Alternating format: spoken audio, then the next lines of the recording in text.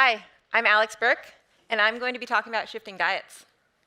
This is a bit different than what my colleagues are speaking about because this is something that we can change at the individual level with choices we make every day, rather than waiting for policy or infrastructure developments.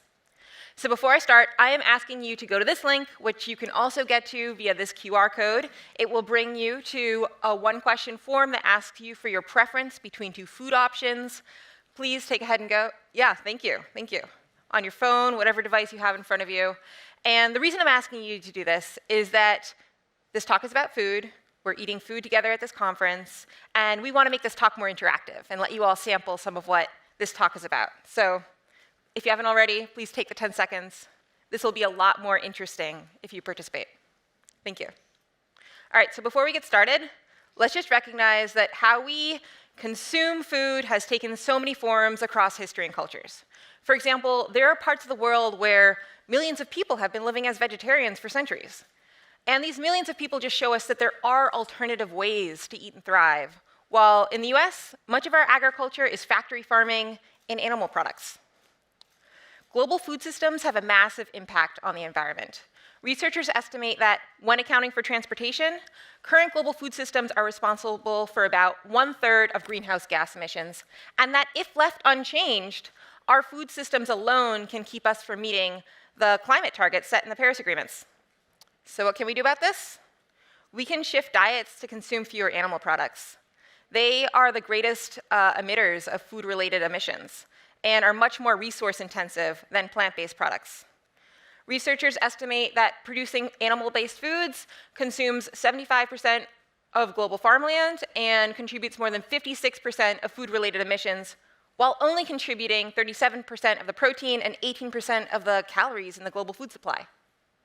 This is also an issue for global food security because the world needs to feed a growing population, but producing animal-based foods takes up the majority of farmland. Also, animal-based foods are a leading cause of deforestation. This is due to clearing land for livestock and the products that feed them. And the world is producing more animal-based foods than people need. This is especially problematic in the US and other affluent countries where meat consumption is highest and where the amount of protein people are getting from meat is more than the amount that a healthy diet requires.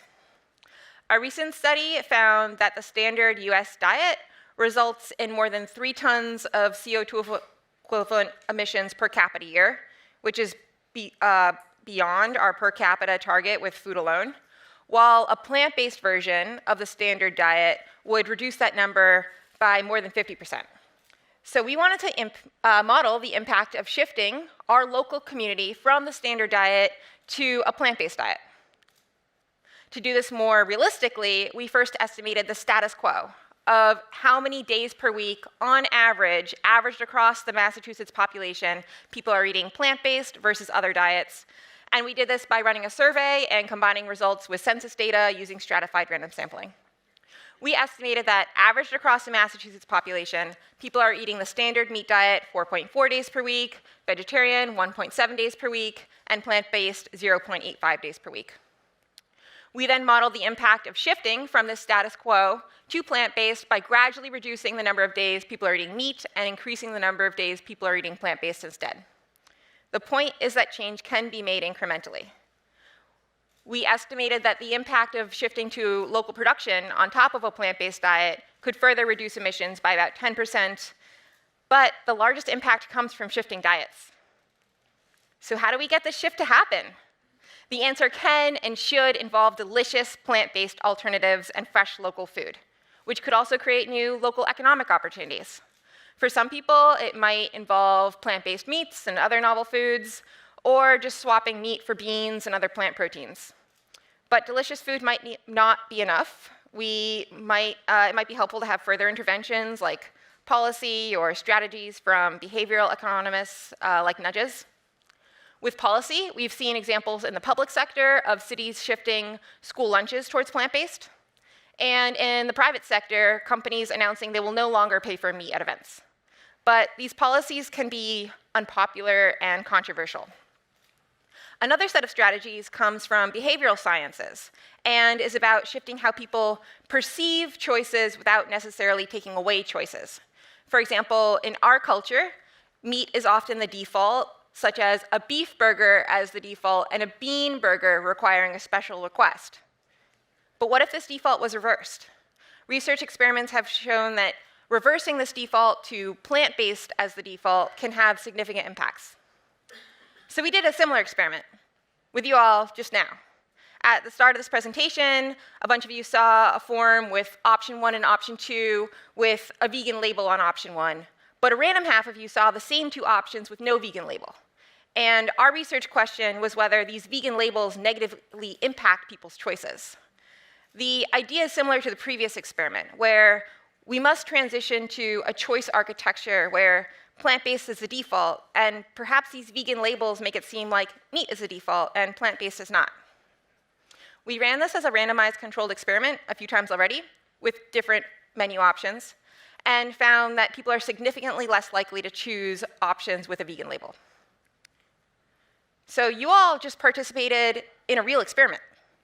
And we ran this same experiment 2 weeks ago at the Climate Tech Conference, and actually these menu options are based on what they were eating for lunch.